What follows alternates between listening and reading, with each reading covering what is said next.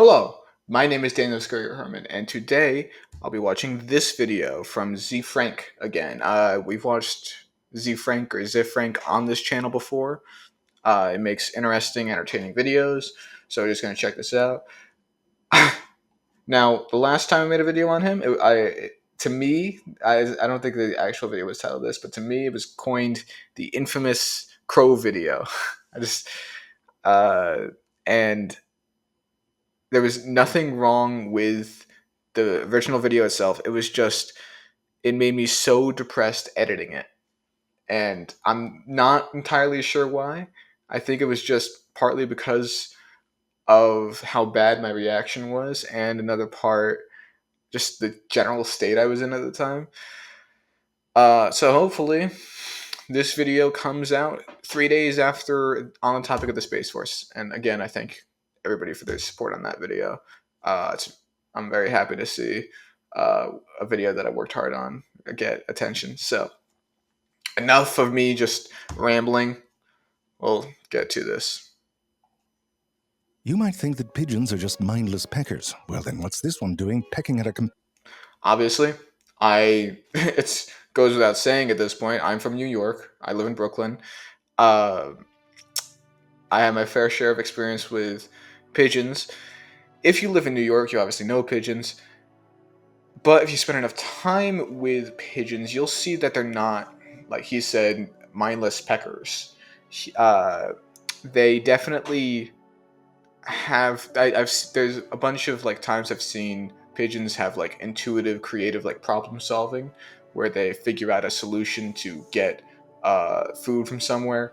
Yes, they eat trash. Yes, they get infected, but that's just because of adaptability and population size. I don't think that has anything to do with their intelligence. And when they're misconstrued like that, that's just a misrepresentation of pigeons in general. So I'm interested to see how pigeons are tricking us, or if I've eluded these tricks in what I just said. computer screen? Why is this one in a box with a banana? And will this pigeon live to see another day? I know I'm pausing a lot, but the pigeons that are different, rare colors, I always find that so cool. Like when you see a brown pigeon, it's just so exciting to just see ooh, it's out of the ordinary and just exciting. I saw a mourning dove this morning. That was very beautiful. A mourning dove is a close relative of the pigeon. Pigeons are technically a type of, they're in the same genus as, I don't know, genus, I think genus is for plants, but same similar species to doves. So that's interesting because doves are always seen as a clean, beautiful bird, and then pigeons are seen as flying rats. And I don't see them that way, but a lot of people do. Well, you're about to find out. If you've ever seen a pigeon walk, you might have wondered what's going on with all the head bobbing. Are they broken? And they do a lot of it, up to 8 times a second. So fast, in fact, that it wasn't until the 1960s that they realized that this forward and backwards motion was an illusion. It's not a bob, it's a thrust and stop. You can see it if you slow it down. Oh! So it's beak first. That's how they move. That's so interesting because you would think that they're walking like this, but they literally have to move their head forward and the rest of their body follows, and then they move their head forward. That is actually really cool. That's not even something that crossed my mind. Wow. Hey, you learn something new every day. Goes first and then stays absolutely still while the body moves forward to join it. And it turns out they're not broken at all. This movement has to do with their vision. Here's one way to look at it. Let's say that you are casually perusing some random page on the internet. You wouldn't do Totally this. random. Continuous scrolling? No, you can't focus on anything. It'd make you sick. That's why it's hard to go through an Instagram feed with someone else driving, for example. More likely, you would do something like this, scroll and pause. And that's because the light receptors in our eyes need a moment to recover between images, or else it's all a blur. That's essentially what the pigeon is doing with its head. Now, we don't bob our heads like the pigeon do, but our eyes are constantly trying to keep the world still. Here, try and move your eye from that teal dot to the orange dot along the horizon line. Notice what your eyes are doing. They're jumping a bit, like this. You can try as hard as you'd like, but you can't move them smoothly. But you don't experience that motion as your eyes jump from one place to the next, because your eyes sort of shut down during those jumps. If you look at this image, you'll notice that your eyes seem to automatically move in the direction of the motion, which is a reflex designed to keep the image still. And these sorts of reflexes are found in almost all animals that have eyes, and are responsible for things like the gyroscopic head of a chicken, a murder chicken. Anyway, if you put a pigeon on a treadmill that's moving at the same speed that they're walking, they don't bob their head when they walk because their surroundings are still. Where were we? Oh, right. Now, pigeon nests get a bit of a bad rap. I mean, it's true that some of them look like the pigeons read the instructions after a bottle of tequila and then woke up vaguely remembering that it had something to do with sticks. I mean, come on, that looks like the end of Act 2 in The Three Little Pigs. But before you judge, you should ask what the purpose of that nest is anyway. These sorts of pigeons are essentially domesticated rock pause, doves. please? Thank you. But I noticed that space to pause hasn't been working lately on YouTube. Anyway, I don't know if that's just a me thing, if it's my keyboard or whatever. Anyway, in New York City, I don't believe I've seen that, like, a good pigeon nest. Like you're saying, it's, when I do see it, it looks scraggly if they have one. Sometimes, like, there's pieces of trash in it. Sometimes it's sometimes a gruesome sight when there's chicks in the nest because they don't always survive. But yeah, it definitely does not seem to be the most structurally sound out of all the nests. So I'm interested to see what they're actually for, not for nesting. And rock doves are cliff dwellers. And in those little... Let me rewind because the pause did not work correctly. But before you judge, you should ask what the purpose of that nest is anyway. These sorts of pigeons are essentially domesticated rock doves, and rock doves are cliff dwellers. And in those little cliff hidey holes, the main thing is to make sure your egg don't roll away. They don't have to build some sturdy stick bowl to make it stay in a tree. And you might wonder if maybe there's not that much going on in those little noggins. And of course, that's why they put one in a box with a banana. See if the pigeon could work that out. I think a lot of that stereotype comes from, like, the blank stare, because it is hard to see any intelligence behind those glassy eyes. I'll give people some credit there.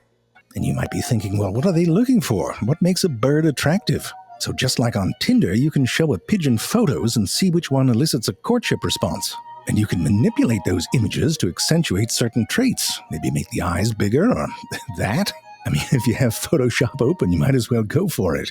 Anyway, it turned out that the eyes didn't matter so much, but they did like a nice-sized beak. But here's the thing, though. It didn't matter where it was. You could swap the beak and the eye, and they'd still be into it.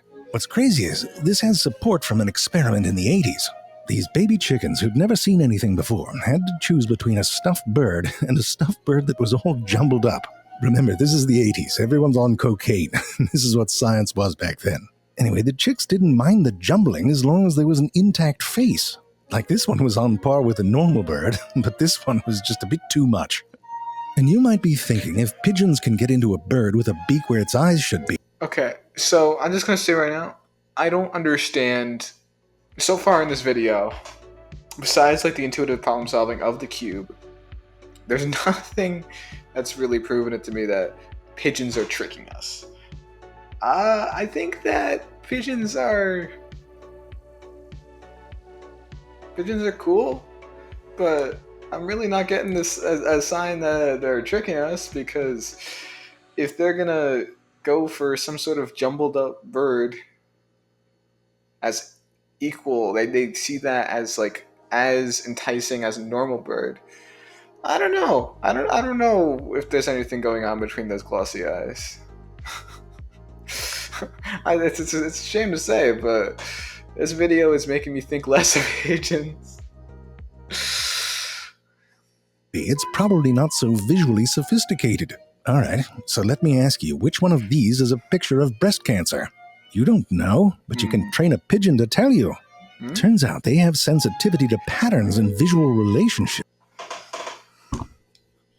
I gave that whole speech, but before the bird can find cancer. Are you kidding me? If only I waited a few seconds. The timing on that's...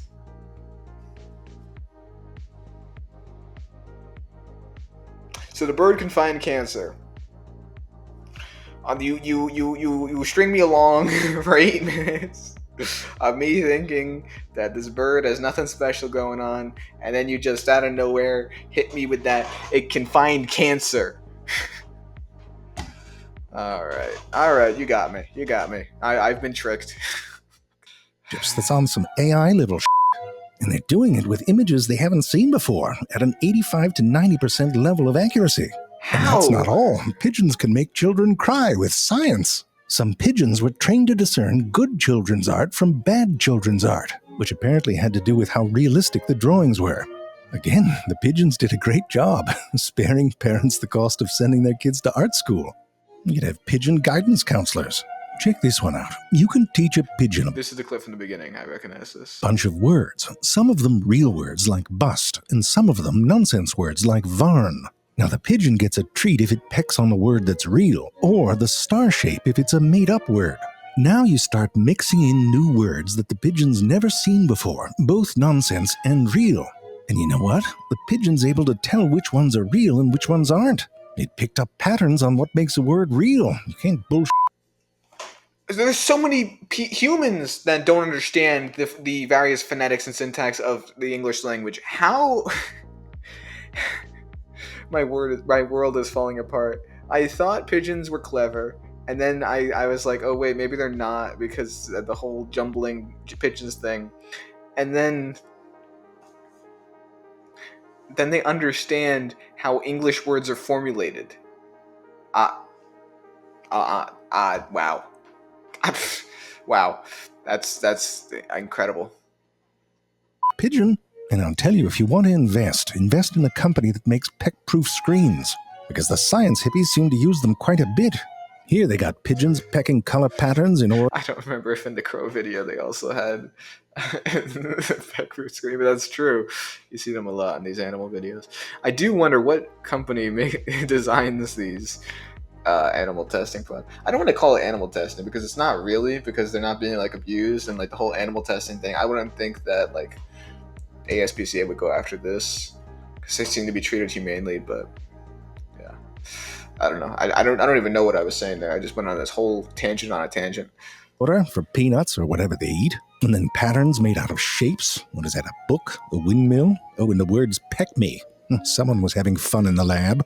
And here they are remembering patterns even after the shapes get covered up. I mean, the bottom line is they have some pretty sophisticated visual cognitive abilities. Read not dum-dums. I mean, their brain is about the size of a walnut, but it's jam-packed with neurons.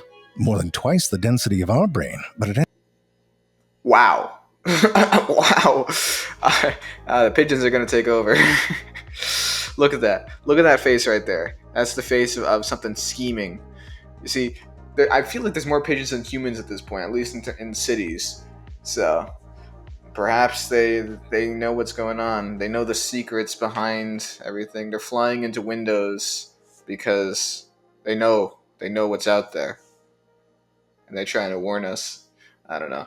I just the word thing is crazy. I still can't get past that. How do you understand? Because English, it's not even like conjugation wise, just every word, not every word, but like there's so many words that are formulated in a different pattern, in a different way, and it's just so mind-boggling to me that a bird could figure that out before most people do.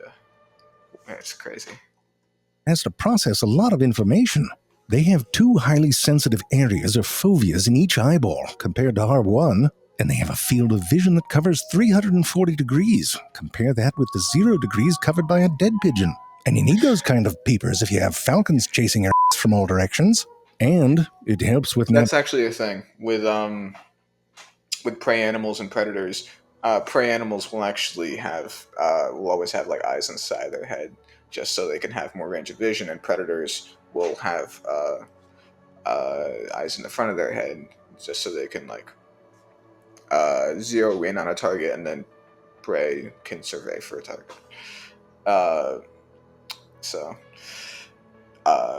Yeah, that's a common trait with many prey animals. So usually if an animal has eyes at the front of its face, that's a predator. and at the front of his face is predator, side of his face is prey. Navigation, especially from above, you tried telling a Walmart from an IKEA just based on the shape of the roof. Let alone finding the exact park bench where that crazy pigeon lady has strewn morsels of stale hot dog buns. But you can release some pigeons 40 miles away from home in a place they've never been, and they can find their way back before dinner. So I mean, carrier pigeons.